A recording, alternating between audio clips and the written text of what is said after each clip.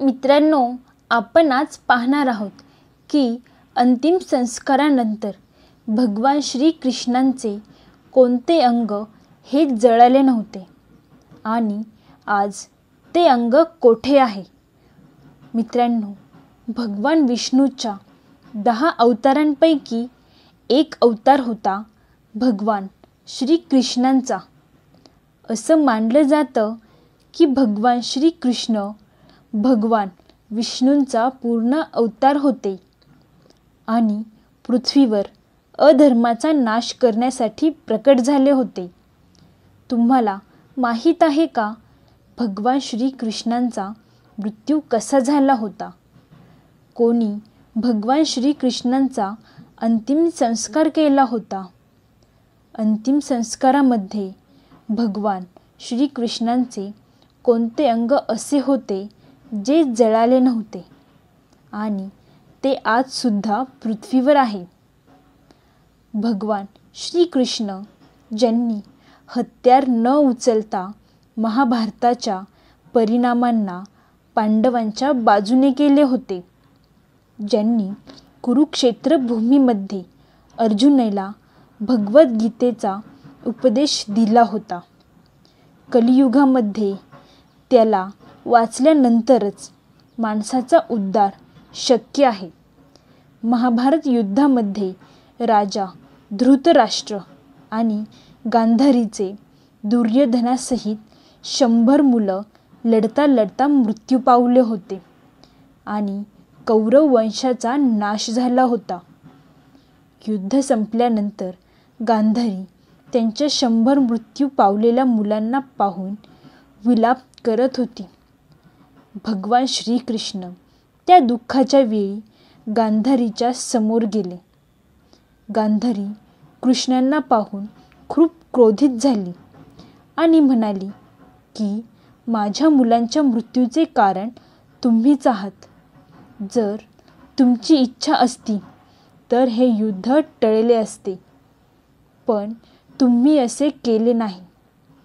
तुमच्या या कामाला मी कधीही माफ करणार नाही. आणि गांधारीने भगवान श्रीकृष्णांना शाप दिला की जर मी मनापासून भगवान विष्णूंची आराधना केली असेल तर आणि माझा पतिधर्म पूर्ण रूपाने निभवला असेल तर, जसा माझ्या वंशाचा एकमेकांमध्ये लढून नाश झाला, तसाच तुमच्या वंशाचा नाश एकमेकांबरोबर लढत लढत होईल आणि द्वारका नगरी तुमच्या समोर समुद्रामध्ये बुडून नष्ट होईल. भगवान श्रीकृष्णांना हे माहीत होते की त्यांची जाण्याची वेळ जवळ आली होती.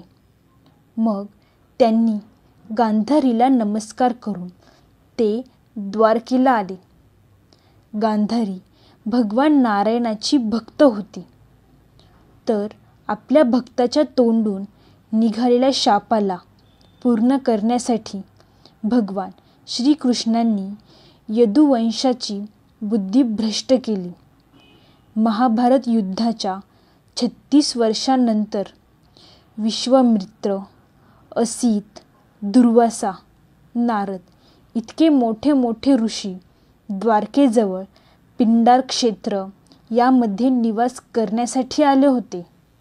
एक दिवस काही आघाव यदुवंशी कुमार त्यांच्याजवळ खेळता खेळता गेले आणि सापाला गर्भवती स्त्रीच्या रूपात सजवून घेऊन गेले आणि म्हणू लागले की हे ऋषीगण, तुमच्या सगळ्यांचे ज्ञान अमोघ आणि अगाध आहे.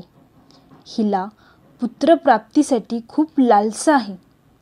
तेव्हा कृपा करून तुम्ही हे सांगण्याचे कष्ट करा की हिच्या पोटामध्ये मुलगा आहे की मुलगी आहे.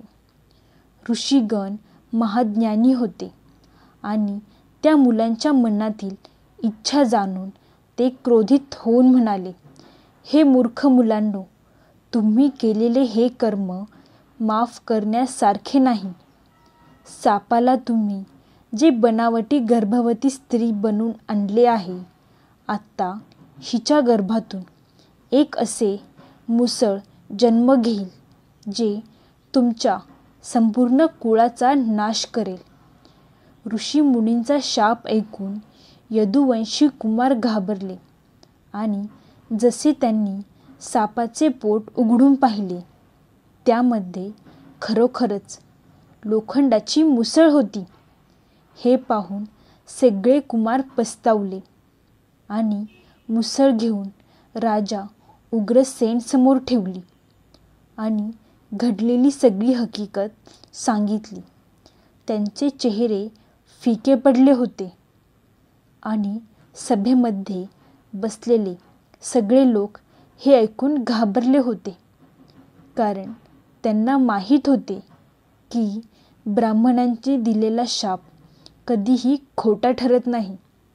राजा उग्रसेनने त्या मुसळाचा चुरा केला आणि तो चुरा उरलेल्या तुकड्यांना समुद्रामध्ये फेकून दिला. लोखंडाच्या तुकड्यांना एका माशाने खाल्ले आणि चुरा लाटांबरोबर वाहत येऊन समुद्र किनारी आला. त्यापासून गवत उगवले. एका मासा पकडणाऱ्याने त्या माशाला पकडले. तिच्या पोटामध्ये लोखंडाचा तुकडा होता. जेव्हा त्याला तो लोखंडाचा तुकडा मिळाला, त्याने त्याला आपल्या बाणाच्या समोर लावले. तिकडे भगवान श्रीकृष्णाने यदुवंशीचा नाश करण्याच्या हेतूने त्यांची बुद्धी ही भ्रष्ट केली आणि त्यांनी मॅरिक नावाच्या मदिनेचे सेवन केले. त्यामुळे यदुवंशाची बुद्धी ही भ्रष्ट झाली. ते एकमेकांबरोबर लढू लागले. लढाईने केव्हा युद्धाचे रूप घेतले हे कोणालाही कळाले नाही. यदुवंशी एकमेकांना मारू लागले आणि जेव्हा बाण संपले, धनुष्य आणि सगळे अस्त्र यशस्वी तुटले, त्यांनी तेथील गवत उपटायला सुरुवात केली. हे तेच गवत होते जे ऋषीमुनींनी दिलेल्या शापामुळे उत्पन्न झालेल्या मुसळाच्या चूर्णाचे होते. गवत यदुवंशिकांच्या हातामध्ये आल्याबरोबर ते वज्रासमान कठोर हत्यार बनले. यदुवंशींनी त्याच गवताचे एकमेकांचा नाश केला. ते पाहून बलरामाने समुद्रतटावरच ध्यान लावले आणि त्यांच्या मनुष्य शरीराचा त्याग केला. यदुवंशीचा विनाश आणि बलरामाच्या शरीराचा त्याग केल्यानंतर भगवान श्रीकृष्ण चतुर्भुज रूपामध्ये पिंपळाच्या झाडावर बसले. त्यावेळी भगवान श्रीकृष्ण त्यांच्या उजव्या पायावर डावा पाय ठेवून बसले होते. श्रीकृष्णांचा तळवा कमलाच्या फुलाप्रमाणे चमकत होता. एका शिकाऱ्याने त्या चमकलेला हरणाचा डोळा समजून आपला बाण बाहेर काढला. तो तोच बाण होता ज्याच्यासमोर मुसळाचा शिल्लक राहिलेला लोखंडाचा तुकडा लावलेला होता. शिकाऱ्याने बाण चालवला आणि तो भगवान श्रीकृष्णांच्या पायाला जाऊन लागला. जेव्हा त्याने पाहिले की त्याचा बाण चतुर्भुज भगवान श्रीकृष्णांच्या पायाला लागला, तेव्हा तो विलाप करू लागला आणि भगवान श्रीकृष्णांना म्हणाला, हे प्रभू, मी खूप मोठा पापी आहे. मी निर्दोष हरणांना मारणारा दुष्ट आहे.